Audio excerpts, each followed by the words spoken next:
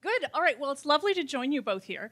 I want to start out, I think, with a very simple description of what both your companies do, and I will probably miss much nuance and maybe get facts wrong, right? But I'm going to start out with that and then let you both correct anything I've gotten wrong and also tell me a little bit for each of you about what your history is at your respective companies and about what. So let's start with that. So LanzaTech describes what it does as carbon recycling, okay? And in simple terms, what you do is you take carbon dioxide-rich waste gases and you feed them to bacteria who digest them and process them into ethanol or other kinds of chemicals, I think is what happens. And that sounds kind of miraculous, except that we are all really used to an analog of that, which is when yeast eat sugars and make the alcohol in beer. And so they're essentially beerifying carbon dioxide, which is a great transformation. So LanzaTech operates two different business models, one of which is build, own, and operate of facilities that produce ethanol and other kinds of things that then get sold as end products and can get made into things like synthetic fibers for clothing or inputs for fragrances, so on and so forth. And then also operates a licensing business for companies like a steel mill or something like that that wants to process its waste gases. So that was my understanding, and Carl will correct me if I'm wrong, of LanzaTech. LanzaJet, a related but separate company, takes ethanol and makes it into sustainable jet fuel. Okay, and you can use as an input either LanzaTech's ethanol or any other source of ethanol, sugarcane or any other source of ethanol. And what's really cool about LanzaJet's alcohol-to-jet sustainable aviation fuel is that it is a drop-in fuel, which means that you can use it with existing fuel delivery and storage technology and with existing aircraft engines, which is really terrific. And LanzaJet has already reached two important milestones. In 2018, the first transatlantic flight that was all on sustainable aviation fuel, and in 2019, the first trans-Pacific flight. So that's my understanding. Carl, correct whatever I got wrong, and then also tell me about your history and role at LanzaTech. Absolutely. Everyone can hear me. Well, that was a great summary, actually. You did an excellent job. You should work for us and sell our technology. Turns out I'm a teacher, but that's all right. But at a great school, Kellogg. But anyway, no. So LanzaTech was founded in 2005 in New Zealand, and our founder, Sean Simpson, and this is like probably more of like a storybook story than what really happened. But there's a steel mill about 45 minutes outside of Auckland where he was, and it was making steel and flaring the byproduct gas. And Sean, as a good plant biologist, said, I know that there are bacteria, there's microbes out there that can eat that gas and make something out of it. So we did some research and actually bought a microbe. Apparently, you can buy microbes. This acetogen, and got some money, pulled together some money in a lab, and actually took some gas from that same steel mill, and it worked. This microbe ate that gas and essentially excreted alcohol, and started making ethanol. Fast forward a few years, we raised some more money. We scaled up the technology a bit. And brought on a new CEO to help scale the technology in the company and drive the commercial growth. And Jennifer Holmgren came on in 2010. And Jennifer, for those of you who know Jennifer, know that she's just absolutely amazing and a rock star. And she came from Honeywell, where she commercialized sustainable aviation fuel technology. And as an extension of the core gas fermentation process, this microbe that can take these waste emissions gases and make ethanol, she wanted to pursue the ability to take that ethanol and make sustainable aviation fuel. So we started working with the Pacific Northwest National Lab on this alcohol-to-jet technology that they had. Meanwhile, where I fit in all this, I had worked with Jennifer when she was at Honeywell, and I was doing some consulting work for the Department of Energy. I joined in 2011 and just came along for the ride, right? We scaled this technology up, this alcohol-to-jet technology up. as Professor Busse said, we certified this technology, the fuel. We flew overseas. We flew to Gatwick with Virgin Atlantic on the fuel, and it was in 2018 when we did that, and we also were starting to say, like, this technology, it kind of needs its own business. It kind of needs it to be its own company. And that's when we started working on the project where we were going to spin this out, and that's where LanzaJet came in. And with all good companies and technologies, you need really good leadership as well. And that's where we turned to our friend Jimmy to come and run the show and lead LanzaJet and take it to the next step. So yeah, that's basically the LanzaTech, LanzaJet story, if you will, at least the beginnings of it. Makes my job easy. That was a perfect intro to Jimmy. Tell me about your history and role at the company and anything I left out that you want us to know about LanzaJet. Yeah, thank you. They're doing a great job in telling our story. I'll share a bit more, though, because I think the milestone that actually is the most important milestone that we've achieved is we've just had the grand opening of the world's first ethanol to SAF plant. It's a refinery that we built in Georgia. And actually, Deputy Secretary Turk, along with U.S. Secretary of Agriculture Vilsack, both came to that event. So that is the pinnacle of the work that happened over 14 years. We're now at a stage of pivoting to commercializing the technology on a global level. As Meghan said, it's absolutely true. This is a drop-in fuel. So think about what it is that we're trying to do. We're decarbonizing an industry that you really can't decarbonize any other way. You can't really use electric aviation to fly large commercial airliners across the oceans, right? They might be good for short-haul flights. You can't replace them with hydrogen aircraft. Both Airbus and Boeing have said that 2050, maybe, right, we can get to hydrogen-powered aircraft. So you can buy new aircraft that are a bit more efficient, but the best thing that you can do is actually use sustainable aviation fuel. The industry as a whole has decided that SAF is the way to solution for this. So the industry has agreed to a net zero ambition by 2050, and this has happened at the United Nations level. So hopefully we can get into a discussion a little bit about how do you do this across a global industry with 190 plus countries that each want to protect their own airlines and their own economies, and how do you decarbonize a sector this complex?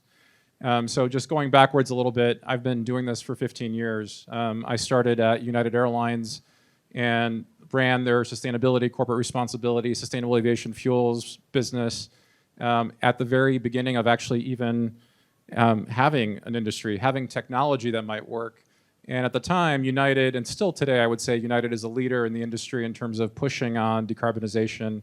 But think about this, in 2010 or 2011, I think it was, we actually had a flight from Houston to Chicago that was run on fuel made from algae that we converted into jet fuel. And we told the passengers that at the gate and asked them if they wanted to come off the plane. They were more than happy to have them come off the plane. Everyone flew on that flight from Houston to Chicago. But it took, guts, if you will, in terms of trying different things to find a solution where it can be commercially viable. And I've seen many of these companies over my history not succeed, right? The companies I worked with in 2008, 2009, 2011, 2012 are actually no longer around. So it does anchor to technology. LanzaTech had done phenomenal work in partnership with the Department of Energy to develop the tech, get it to a place where we can then come in and start to commercialize it. And just to go a little bit further back in terms of my background, it's interesting, right? I didn't know that I would be here in this role today as the founding CEO of LanzaJet. But even when I was in high school, I started the Environmental Awareness Club going back to 1992, right? And your career kind of takes all these twists and turns, and at some point, it comes back full circle, I think. And for me, this is the culmination of my policy background, my interest in climate, my interest in aviation, my interest in tech, all comes together in this role, right? So I've been in here in this role now since 2020. We spun out the company from LanzaTech in 2020. May of 2020 is when we announced we're going to start up a sustainable aviation fuels company. When aviation wasn't flying, right? Airliners were grounded. We weren't going anywhere. And yet we brought on airlines as investors in the company. which was pretty monumental at that point in time, right? Because they believed in what we needed to do longer term. So anyhow, that's where we started in 2020 as a spin out. You made a really good point. When you did the United flight in 2010, nobody opted to come off. So when we flew with Virgin from Orlando to Gatwick, one person, we did have one person that was like, I'm gonna sit back, but like Richard Branson was on that flight, right? Like, and we had a big party. I wasn't on the flight, but at Gatwick, Virgin Atlantic threw a nice party when the flight landed. So it was a lot of fun. Is what he likes to do. Exactly. Yeah, it was a good time. It didn't fly everybody to his island. That would have been really no. the. It was like a Thursday morning at like 8 a.m. But we did it anyway. So in this conversation, given the audience that we have, what I really want to focus on is I want to focus on commercialization and scaling, because I think that's what a lot of people in the audience are interested in, that phase, and your pair of companies are a great example of that. So the first theme that I want, and there's three key themes I want us to talk about. And the first theme I want to talk about is partnerships. And Jimmy, I want to start with LanzaJet. So LanzaJet makes a product that, of course, is innovative, but it fulfills a function that's already being fulfilled by conventional aviation fuel, right? So you have the challenge of trying to get people to adopt a product that fulfills a need they already think they've got fulfilled. So talk to us a little bit about sort of what are the partnerships you need to create in order to find your way into that kind of a market. And tell us something about global also. You talked about this theme of global. Talk about the global partnerships also that you need to do in order to do this. Yeah. Where do I begin on this? It's not easy, right? To say the least. You have to believe that there's a reason to have some urgency to do something that is, one, difficult to do, but also that changes the mindset for your end consumers. A lot of this actually for the industry started when the European Union wanted to tax aviation through the emissions trading scheme that the EU put in place, that they've done for a bunch of industries.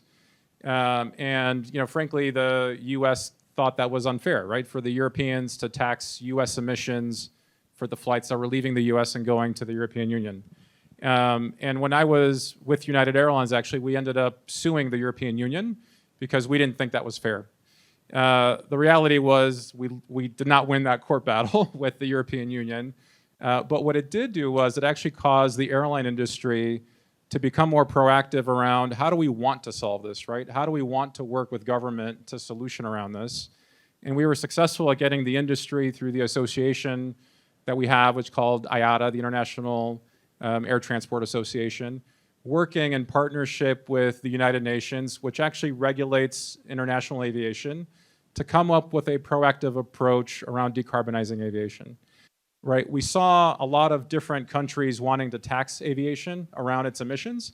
And keep in mind, aviation is 2 to 3% of global greenhouse gas emissions.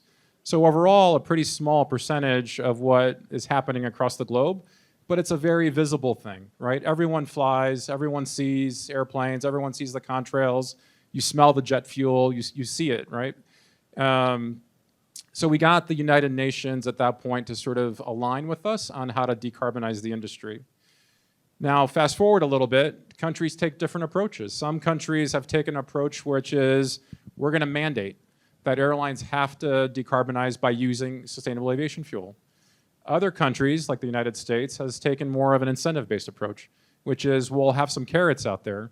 If you do this, we'll provide incentives to help in subsidizing some of the costs associated with it. So we've seen different approaches that have happened across the globe. So partnership, for one, was how do you have competing airlines come together to agree on an approach for how to decarbonize the industry, agree on the ways to do that, and then, by the way, go convince 190 countries at the United Nations to agree to that, right? It took a lot of effort across the industry with the airplane manufacturers, the engine manufacturers, all aligned to get there. And fast forward to where we are today, for us, partnership is a big part of the reason why we're here. Deputy Secretary Turk, was at our event in Georgia for our grand opening. That was a celebration of a journey and partnership that it's taken to get to that point. We had 400 people come to rural Georgia to celebrate with us the amazing achievement we had. And it takes folks across the value chain. My investors are companies like Shell Oil, right? Suncor Energy out of Canada, Mitsui, which is one of the world's largest trading houses out of Japan. LanzaTech is one of our founders, obviously. British Airways. We just welcomed Southwest Airlines as our newest investor. So we've been building in our strategic investor base companies who have a reason to be part of the value chain and who are part of the value chain who can help us figure this out. Because I can tell you, even today, there is a lot for us to figure out still. How do you get this fuel from where we produce it to the airport? How do you blend it? I'm actually one of the largest importers of drinking, food-grade alcohol into the state of Georgia, right? We didn't expect that we had to jump through all these hoops with the federal government and the state government to give us the permission to have ethanol of that grade on site that we can then use to make into jet fuel. So every step of the way has been something new that we are leading on for the industry in the hopes that it helps us obviously build our business, but it helps everyone else who then follows suit. So I hear you talking about different kinds of partnerships. I hear you talking about partnerships with customers. I hear you talking about partnerships with regulators. I hear you talking about the fact that you need your customers to partner with the regulators in order to convince them that this is something that they actually want. I hear you talk about partnerships with investors like Shell, who you might think of as competitors for conventional jet fuel. I hear you talking about an entire network of partners all working towards the interest of helping make this product have a place in the supply chain. And I mean, here's what I'll say from LanzaTech's almost like 20-year journey at this. I mean, that's what it takes to, essentially invent and commercialize a brand new, and I like to say like industrial biotech, but any sort of hard tech, just game-changing climate tech technology. It takes partnerships across, every single piece of the value chain. I mean, even for us, for just scaling and commercializing the technology, we piloted the technology in New Zealand, but we had to get out early. I see our former head of engineering, Mike Schultz, who was with us from the early days. We went to China in 2008, 2009. We're going through a financial crisis. We needed to build demonstration scale facilities to show that we could commercialize this technology. We went to China. We formed 2 joint ventures with partners in China.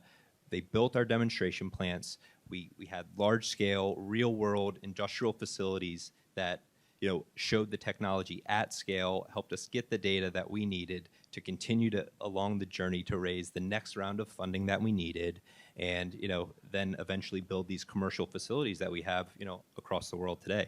So I mean, you have to do things like that. You have to partner creatively to really scale and be successful at this stuff. Let me pick up on that theme of partnering creatively and how you structure these relationships. So I want to move us sort of one step more towards kind of the nuts and bolts about how do you think about the way you structure these relationships. You've got different kinds of partners with different kinds of interests, right? LanzaTech already has 2 different kinds of business models. Tell me a little bit of how you think about structuring different kinds of partnerships. Want me to go first?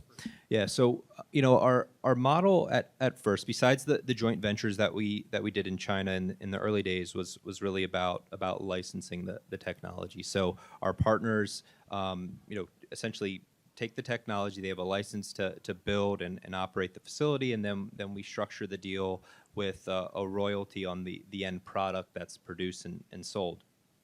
But the reality is, you start to realize as you're doing these deals and executing these projects, and these are capital intensive, large industrial projects. You're helping with the financing. You're helping with structuring the offtake agreements for the projects. And as we started to work with customers, we're talking about like steel makers. We're working with ArcelorMittal, one of the world's largest steel makers. They know all about making steel. They don't necessarily know much about ethanol or sustainable aviation fuel, things like that. You start to figure out how to develop these projects as well. So we started, and this happens with companies as you grow, right? You start to build on your business model and think about additional ways that you can capture value. And it was a few years ago that we said, we know how to develop these projects. So we started working with, now our partner investor Brookfield on having a fund to essentially, develop projects and execute projects that we take a stake in as well. So, it's always an evolution. You have to have a core focus, right, on your technology and your model, but you always have to be flexible and, take the feedback in terms of what's working, what's not, and where you can add the value and capture that value. Excellent. Jimmy. Yeah, so if I can add to that, I think, as you're building a business and growing pretty fast, you end up being creative, right? Almost as a forcing function to get to where you want to be sometimes. So just to give you an example, our plant in Georgia has cost us a few $100 million, right, to build. That wasn't the original plan, right? It wasn't going to cost that much with the original engineering work that was done. And let's just say we had to raise an additional $200 million, right, to figure this out. So then it kind of kicks in, like, how do you maintain that sense of urgency in facing this pretty significant obstacle? How do you fund a first-of-a-kind technology refinery that is perceived to have risk? How do you get folks to sort of support you on that? We've been fortunate enough where we partnered up with Microsoft. You wouldn't expect Microsoft to be the solution here, but they were through their Climate Innovation Fund. They came in and did a low-interest, really attractive loan for the facility. What their interest in it was, they led climate first, which was interesting, actually, right? But they also have an interest in renewable diesel. We produce two products, jet fuel and renewable diesel. Their data centers have backup generators that require diesel. So the fact that we can produce a low-carbon renewable diesel was attractive to them. But that was a very interesting, unique, innovative, creative partnership for us with Microsoft to have them come in as a lender, right, in this case. Southwest Airlines just came in as one of our newest investors. They are a low-cost carrier, yet they want a product that is more sustainable than conventional jet fuel and which costs more than fossil jet fuel does today. So go figure that one out, right? How does that work? We were extremely innovative with the approach that we took with Southwest, right, in terms of trade-offs that we're making with them and helping them. They actually have acquired a second-generation technology that takes corn stover and makes it into ethanol. We're going to help them develop that technology and develop and commercialize that. At the same time, we're going to develop a facility here in the Midwest, likely, that is going to produce sustainable aviation fuel for Southwest's benefit. Right, so you start to sort of find a way to find a common ground for what is it that they need and what they want, what is it that we need, which is the growth capital to move a little faster, and you come up with a pretty innovative approach for how to do this. The last example I'll give you is Bill Gates established Breakthrough Energy. Breakthrough Energy gave the first grant to us to help advance the SAF industry. We got a $50 million grant from them. So this was during the years of COVID. Supply chains were a mess. Costs had skyrocketed, and we were short, frankly, right? And Breakthrough Energy, through Bill Gates and all the good work that he's done through them, came up with a grant mechanism to give us $50 million. Had I financed that, it would have added 80 cents per gallon of cost. And to an airline that manages fuel as their largest expense item, every penny matters, right? So 80 cents of additional cost if I had to get a loan instead of that grant. That's how to think about that. So lots of partnerships here, for us over our short history, let alone what has been done on the LanzaTech side. And I don't think Carl has done a good enough job to describe LanzaTech, right? But they've actually gone public. So how often has that happened where a company has been successful, has gone public through all the trials and tribulations of development, right? And has plants operating commercially. So they're taking carbon that's above ground, feeding it to a bacteria that was in a rabbit's gut and making chemicals and fuels. Like, that's science fiction stuff, right? But it's real, and they're doing it, and they're a public company, which is pretty cool. So that brings up a theme I wanted to move to next, and I think is also a really important theme for the commercialization and scaling question or stage, which is financing, right? And so you've given some examples of the mix of kind of financing you have, right? Some is a grant from Breakthrough Energy, but making this point, which I think is a really interesting one, of figuring out who's got an interest that, right, you can help serve your interest, right?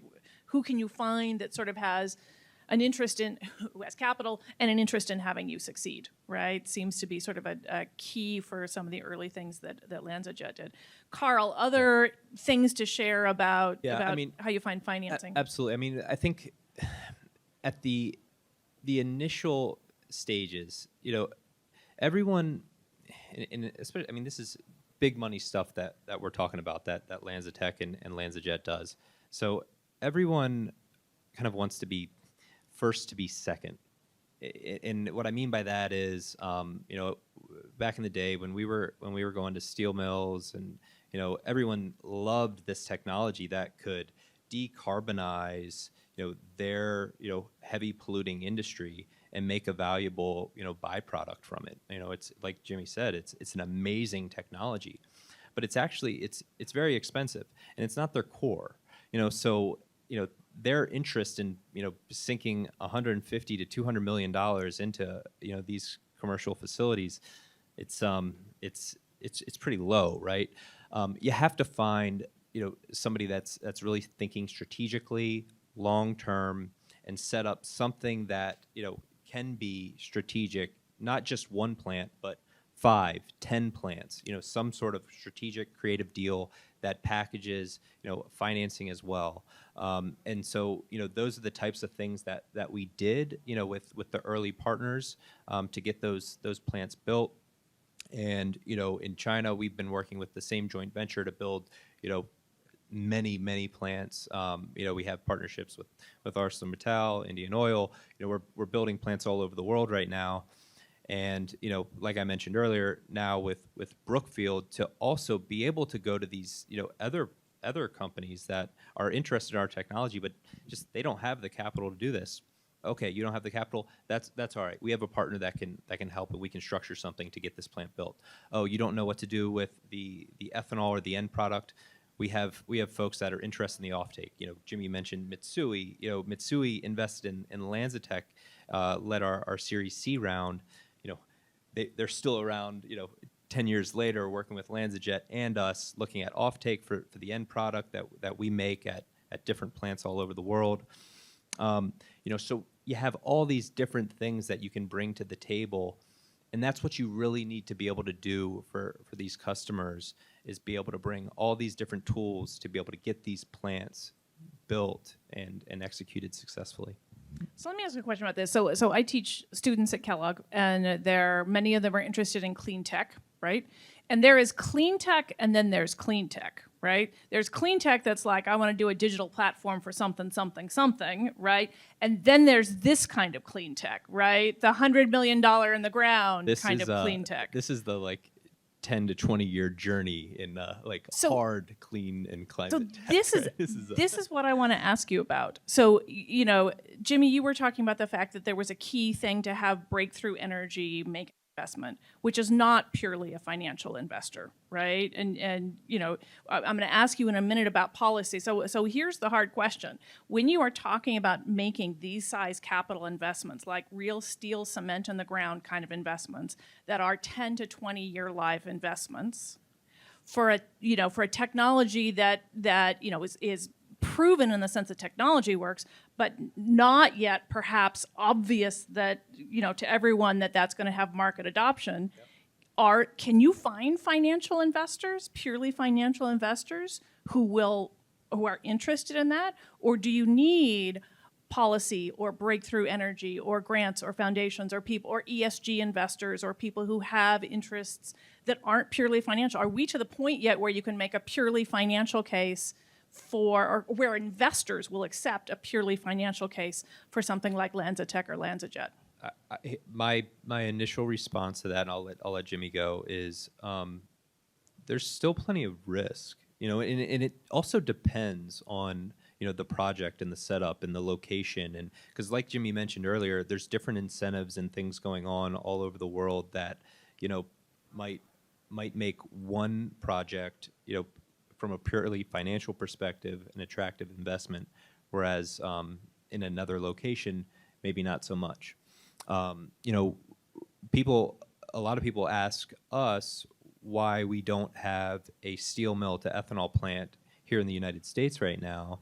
And the reason is because for a very long time, we struggled with the renewable fuel standard and the fact that if we were to create ethanol from a steel mill, we would not collect a RIN, a renewable identification number, for that ethanol that we produced, even though that ethanol would have a better sustainability profile than most other ethanols that were created. So, policy, regulation matters. It really does. Yeah, so to add on to that, if you think about the ecosystem that we deal with, and Carl mentioned it, there is risk, right? There is risk in terms of policy. We have the Inflation Reduction Act, which is great. At the 11th hour, our great legislature decided to change the clauses around SAF from being a 10-year incentive to being a 5-year incentive. All right, so good luck building a facility in enough time to actually capture that incentive. Right, so we're now dealing with how do we actually work with the U.S. Congress to extend those incentives, because frankly, the only one in the U.S. that's going to benefit from that in the near term is us, because we actually have a facility that's now built, right? But it wasn't meant for us, right? It was meant to how to stimulate the industry. So there's policy risk still. In places like the European Union, you still have them trying to figure out what are the appropriate levels of mandate, or in the UK, and how do you create a revenue certainty mechanism, for example. The government of Japan is thinking about a mandate of 10% SAF by 2030, right? The government of India has instituted a 1% SAF mandate by 2025, which is interesting, right? Because there's not a single plant built in India that can actually produce SAF. So policy is still very much uncertain, which then begins to drive behavior with the consumers, meaning the airlines. It drives behavior with those who have the technologies and who are developing the projects. It's a big risk still, right, even in this country. So if you look across the ecosystem, there still is risk, right? So finding folks that you can align with who believe that you've de-risked it enough in order for them to finance it and get the returns they want is the challenge, right? And it's the opportunity for us. We're at a point where we are doing our final strategic capital raise right now to accelerate the company's growth. And we're also establishing what we call a development company, a DevCo, which is meant to bring in substantial money. Think of $1.5 billion to help invest in these projects. So, we're completing the value chain of investors that we want on our team, so that we are well positioned to do the DevCo raise and then move forward. But the DevCo raise is going to be done by institutional investors, right? So LanzaTech has Brookfield as a partner. All of the big players who are big infrastructure investors have a very strong interest. They happen to own either airports, they happen to own private, like Signature or companies like that. They have an interest in sort of decarbonizing themselves. So there is capital out there that is very interested in this space, but there is risk. And with that risk comes a price. So, that's all factored into the equation in terms of how and when they invest and what they want back for that investment. Yeah, and I would say for those folks, they went through this, with, wind and solar years ago. Now they're starting to get, and this is real good, positive progress that you're seeing, the interest in, the technologies that we're talking about to do these types of DevCos and things like that. So we've come a heck of a long way in the past 10 years, in terms of getting this stuff done. So let's talk a little bit more about policy, and we'll do this a little bit lightning round style for both of you. Single most important existing policy for your success, right? What's the most important thing for your success that exists? Now, it could be US, could be EU, could be somewhere else. What would be your wish list, right? Like, for what would you like most? I'm sorry, Secretary Turk has left. It would be good before that. What's the thing you would like most to have for your company? And I'll give you a third question, which is more broadly. If you think outside of your own company and you think about clean tech more broadly, or you think about climate technologies more broadly, what would be the thing you would think would be most valuable to do sort of economy-wide and industry-wide? 3 lightning round questions. What's the most valuable to you? What do you wish you had? And what do you wish for the economy that we had? Do you want me to go? So I just bashed it, right? But the Inflation Reduction Act is actually pretty it's a phenomenal piece of legislation. It has a lot of the right ingredients, and I would say that U.S. policy overall is actually quite favorable. You've got a stack between federal and state that makes it pretty interesting and pretty attractive, including the IRA. State of Illinois, to give them credit, we have a $1.50 per gallon tax credit available for sustainable aviation fuel here in the state. There aren't many other states that have done that, right? So when you start to think about how federal and state governments can work together to create a stack that makes it pretty interesting and attractive, that's pretty powerful, right? So I think the IRA is a good thing. Other countries look to the IRA as an example of how to do this, how to create an incentive mechanism that helps propel the industry forward. What I would encourage, and I've talked to Deputy Secretary Turk about this, is having dollars available that actually go into building the assets, right? There's a lot of good work happening at the DOE in terms of funding early stage technologies, and that was my third answer, was going to be tap into the federal government, whether it's the Air Force, the DOD more broadly, the Department of Energy. Lots of dollars are available today to actually help propel technologies forward. But having infrastructure dollars that can be deployed to help us build these things is important. It helps to give the financiers sort of confidence that the US government is engaged. They're backing it with funding. That helps. It helps the entirety of the stack that we're trying to build. And just to give you guys a sense of what we're talking about, each one of our facilities, the small scale, costs anywhere from $400 to $500 million, and large scale is $2 billion, right? So these are major dollars of capital that we're looking to find and to invest to help us build these assets. And if you think about our company on a global basis and the pipeline, if you will, we currently have engagements in 25 countries on 5 continents. So you're dealing with a range of policy that's in place, a range of risk that is domestic to that country, but also a different sense of urgency country by country. Some countries care about this because it's a national security issue for them. We're doing work in Australia, and just to paint the picture, they're concerned about what's happening to the north of them and disruption of supply chain of fuels to their military, for example, right? So how do you take a country that can take a domestic resource and create a fuel product that is needed for their own military and for their own economy?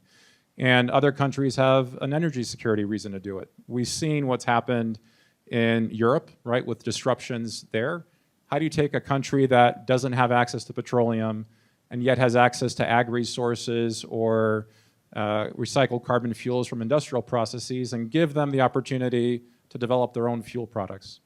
So that's sort of the power in this, is its versatility on a global basis, dealing with all sorts of countries that have all sorts of interests, dealing with a range of policy that you then have to work within. Yeah, I was just say it's super interesting that you pointed out sort of the infrastructure investment bit is such an important bit, because that certainly applies to LanzaJet, but I think that's not at all unique, right? And sort of the process of decarbonization, you talked a minute ago about how aviation fuel is only 2 to 3%, but like that's true over and over again, right? Steel, a few percentage points, cement, a few percentage points, ammonia, a few percentage points, right? All the big things that produce greenhouse gas emissions, they're all a few percentage points on the global scale, but we need to figure out how to decarbonize them all, and they're all high capital things that is going to have the same kind of challenge that LanzaJet does. Sorry, go ahead, Carl. And that's why, real dollars, infrastructure dollars from, federal, state governments that can help build these types of facilities.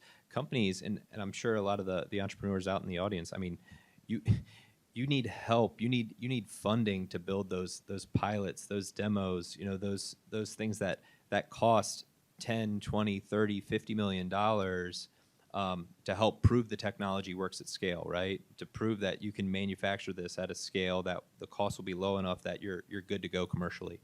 But finding that money in the private markets is not so easy. Getting capital from governments that are willing to take a bit of a risk, to hopefully help enable some real wins. This is non-dilutive funding that your investors will love, right?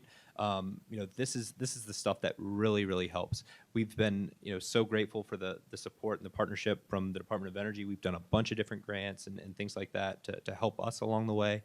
And so that's from like more of an infrastructure grant funding perspective. When I think about regulatory, I mean, as much as possible, like Jimmy said, it's different in every single country and every region of the world, but as much as you can enable a level playing field, incentivize and enable a level playing field. So like we love here in the United States, the California low carbon fuel standard. It makes sense. It's competitive. It's on performance, right? It's on your sustainability performance. Things that perhaps a bit more define potential winners and losers, where you have like definitions of feedstocks or end products or things like that, that didn't really necessarily take into account innovation and what could be going on in the world. That's a bit of a challenge, and that's where we ran into challenges in our history, and this was like 10, 15 years ago. But yeah, those are some of the things that come to mind for me. Yeah, if I can just jump in, I think Carl's being a little nice. So I'll take the other side of this, right? So the European Union has decided what feedstocks work and which feedstocks don't work, what technologies work and which ones don't work. So they've actually disallowed a bunch of technologies and feedstocks to help them get to their 2030 mandate goals. So guess what? Investment's not going into the European Union, and they're not having infrastructure developed to deliver on that because they've created a restrictive and constrained opportunity in the European Union, right? Different than how we do it here. Carl alluded to California as being a good incentive-based approach. The way the IRA works for us is if you, for every point of greenhouse gas emissions or carbon intensity you lower your fuel, you get an extra penny, right? So the better you do, the more incentive you get.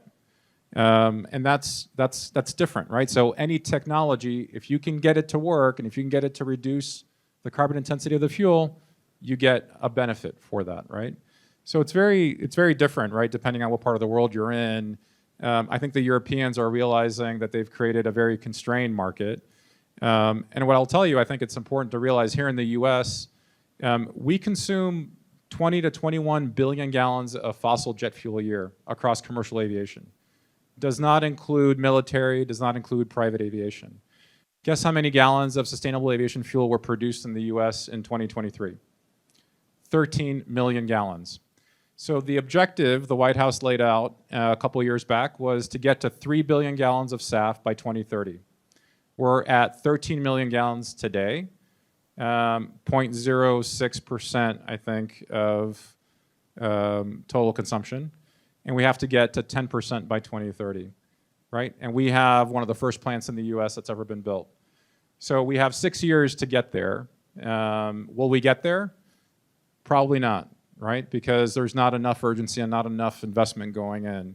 But there's a lot of activity happening here in the US, whereas you're not seeing as much in other parts of the world. You can tell who works for the private and the public company. So I'm going to give you each, and we're about to go to questions, but I'm going to give you each one last word. So you are both similar companies in my mind as a strategy professor, in the sense that, right, you both have to insert yourself into a supply chain, right? You're making ethanol, a substitute way to make ethanol. You got to figure out how to get the inputs, and particularly you got to figure out how do people buy ethanol from you, right? You're making jet fuel, right? Already exists. You got to figure out how to substitute yourself into the supply chain. We've talked about, I've chosen some key things that I wanted to talk about as themes. Here's your last word. What else would you say was like the one important key success factor for both of your companies in doing this that we haven't talked about yet? What else the other like, oh, and also this was important? Yeah. What would you say? I mean, there's so many things at No, Lanza. One. Look, here's what I would say is you don't, this is like more of a kind of broader visionary thing, but like you don't have to do it yourself. And what I mean by that is there are folks out there, there's companies out there that want to help, that want to partner, that want to work with people that are creative, hardworking, that have really, really, game-changing ideas and technologies. And I would say look for those types of people and partners and bring them into your ecosystem and help you grow and help you scale. Because there's no way that we at LanzaTech would have been able to do everything that we've done without, jumping in and doing all sorts of different things with different types of companies and partners. So that's the one thing I would just leave you with. It's perfect. We start with partners, we end with partners. Jimmy. Yeah, so I would say you have to really believe that this matters, right? You have to believe that there is a real sense of urgency for us to do things differently. That motivates, I think, our team. Some of them are here. Hopefully you guys can get a chance to see them. You really have to believe in the mission of wanting to make a change and wanting to do something different. This isn't for the faint of heart, right? There's lots of ups and downs, frankly, and last year we were the recipient of an award here, which is awesome, right? Because it helps to motivate the team to know that they're doing something that's worthwhile and good. So I think having that passion is important. Believing in the sense of urgency that we have to tackle climate is very real, right? So having that sense of urgency is important. Our tagline, by the way, is "Someday is now." It takes people about a second to kind of figure out what that really means, but it's that you don't have to wait to do this, right? We can actually tackle this today.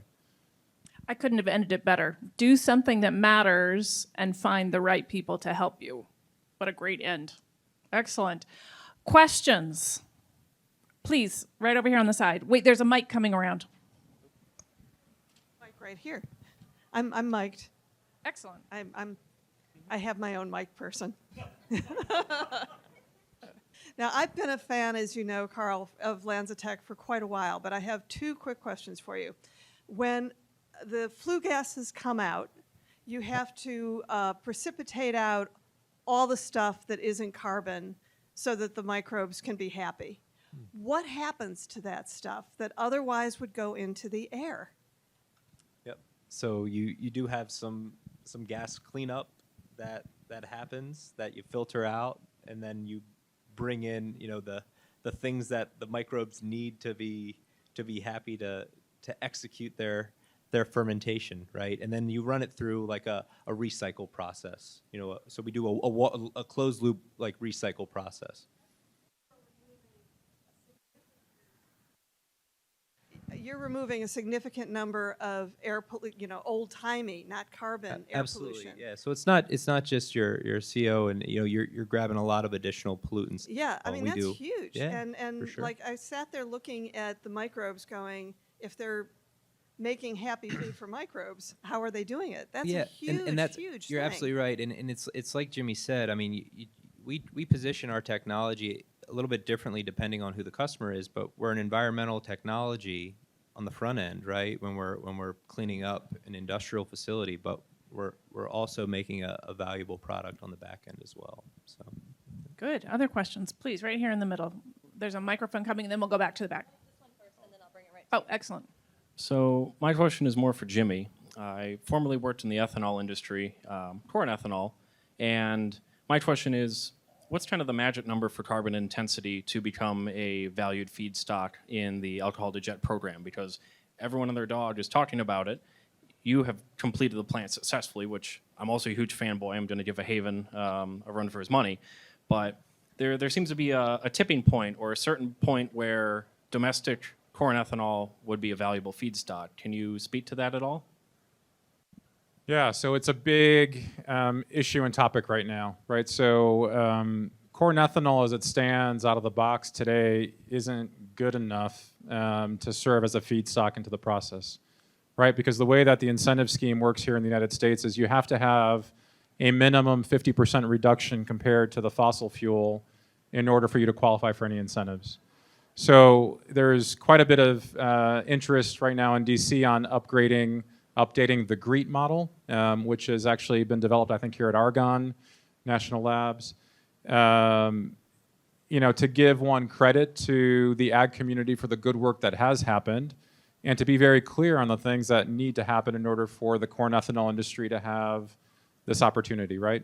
What I will tell you is, think about, just to talk about the market for a second, ethanol across the globe, we produce 30 billion gallons of ethanol globally a year, right? That goes into gasoline as a blending component to bring down, if you will, to create some environmental attributes around gasoline that we put into our car tanks every day.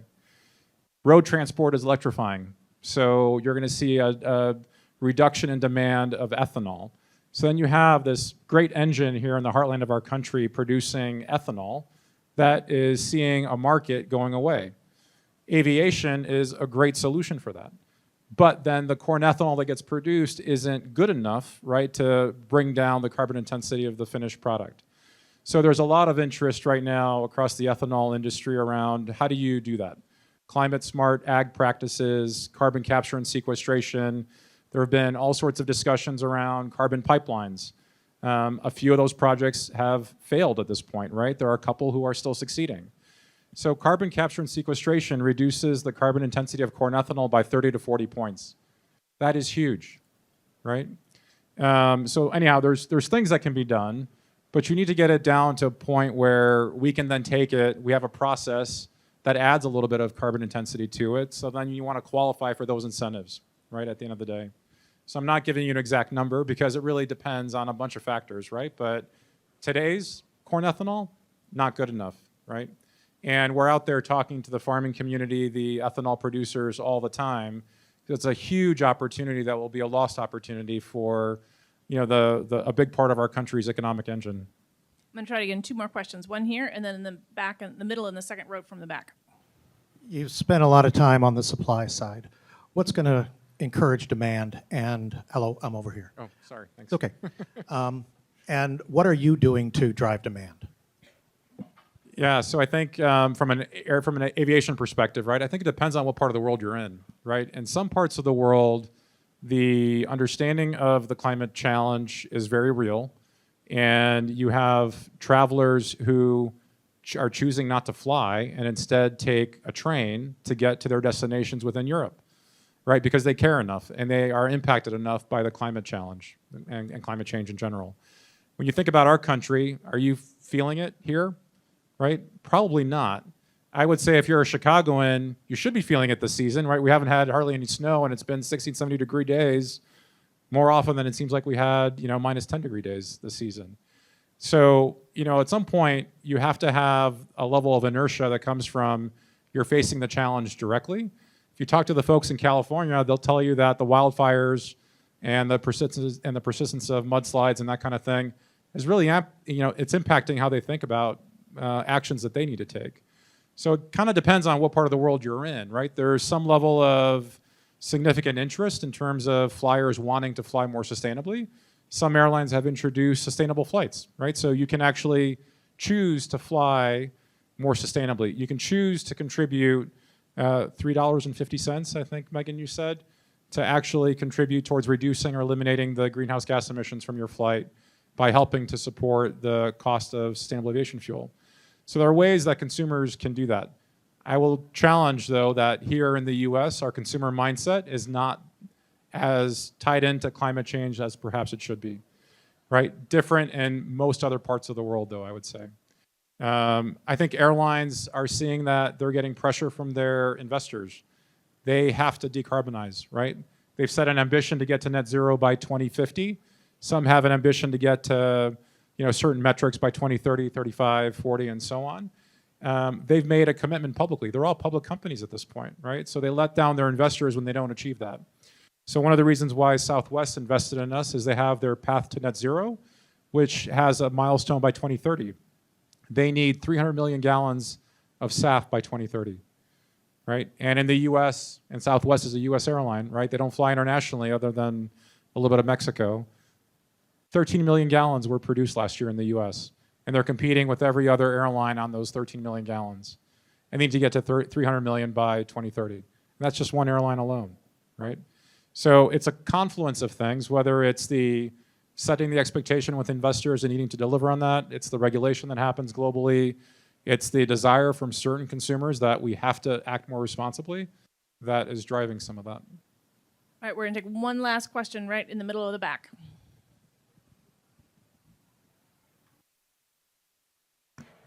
Just thank you. I've been following your company since a while, and I'm so glad to hear what you're doing. I was just at Seattle at the Aerospace and Defense Suppliers Summit, hearing out Boeing talking about sustainability aviation fuels, and the state of Washington really putting an effort to promote this. There's 2 questions, so it's kind of mixed of what was being said before. If we were to change all of the aviation fuel that is used today for sustainable aviation fuel, will we be able to source that from all around the world sources? Would that be able to be done? That's a great challenge. And then the other side, no, our incentives are really good, but regulations are really important in the oil industry. You are facing your challenge. It's really big. I mean, it's free to get free energy from the soil. Let's say it. It's easier. If you, it's not the right race. You're not starting at the same point as the oil industry, which you are actually are your competitors today. So, what would be a good regulation for the oil industry in order for successful demonstration and technologies to break through? So thank you again for what you're doing. Yeah, no, thank you for the question. Do you want to go? No, you go. You go first. Well, it's an interesting one. I mean, look, so fossil-based fuels, chemicals. I mean, everything comes from the fossil industry, right? And it's been around for 150 years, so they definitely have a head start. But it's a tricky one. They're also our partners. They're also our our end users in some respect. They're also my feedstock providers in some respects in some projects that we do. So it's not so simple in terms of like just putting together a level playing field, because the head start that they do have. But I would say that the oil and gas industry is looking for sustainable solutions that can tie on with the things that they are doing as well, and they are investing in decarbonization technologies like LanzaTech and LanzaJet to help enable these climate tech technologies. So I just wanted to give that piece to your question. Listen, I would say, we've got to be smart about any transition that takes place, right? I think we saw what happened in the European Union, right, with the challenges with the war there and losing access to certain sources of energy and having turned off nuclear power and all that kind of stuff, right? So I think there's a reality here, which is what's the balance of how do you and when do you transition, right? When is technology ready and scalable in order to pivot from one to the next? And if you think about the oil and gas industry, they've been producing jet fuel for 80 years, right? So it's been a long time that they've been doing it a certain way. In some cases, they're obligated to do things differently, right? In certain parts of the world, there's a requirement that they produce sustainable fuels. So there is regulation, if you will, that is folding in, that's causing them to have to do it. A lot of them actually want to do it, right? But it's sort of, how do you get there? Because again, technology needs to anchor this. Not easy to do this, right? As I mentioned, when we first started, I worked with many companies that were trying to develop technologies to do this, and most of them have failed to date, right? So it is difficult to create a replacement for crude oil based product in a different way that is sustainable, that is economically as attractive. It's just hard to do, right? And I think we have something that is very promising in terms of being able to get there for the industry. So to your question around feedstock, though, how do you find enough feedstock? As I mentioned, right, 30 billion gallons of ethanol, 17 billion of that here in the United States, maybe 18 billion in the United States. We can produce 12 billion gallons, 13 billion gallons of SAF with that ethanol. That gets you pretty far along towards that 20 billion gallon need, if you will, in the United States. When you then think about what LanzaTech does, and you can take carbon that comes from industrial processes, whether that's steel or otherwise, you can take CO2 from refineries or ethanol production and make that into more ethanol. You can take municipal solid waste, trash, and make that into ethanol, right? Like there's so many different feedstocks that we can actually take from that raw material of a waste stream and give it value by creating it into ethanol and from ethanol into fuel. So the opportunity is there, right? The feedstock is there. We're not constrained on feedstock. It's a matter at this point for us, we're at a tipping point where it's really an inflection that we're at in terms of scaling up our technology. And I mentioned Shell as one of my investors, right? They're working with us to scale the technology. So I've got to give credit to the folks at Shell, right, for example, and Suncor and many others that are working with us who are really trying to figure this out and solve it. Are they doing enough? That's a different question, right? And what I would end on is what you're also hearing from both of us is it takes a lot of time to do this. It also takes a lot of money to do this. It really does. But if you stay the path, I mean, you eventually get it done. And I think that's what we're both doing. So. That's a great point to end on, and they're bringing the beer out in the back, which means that's really the time to end. Please join me in thanking Carl and Jimmy.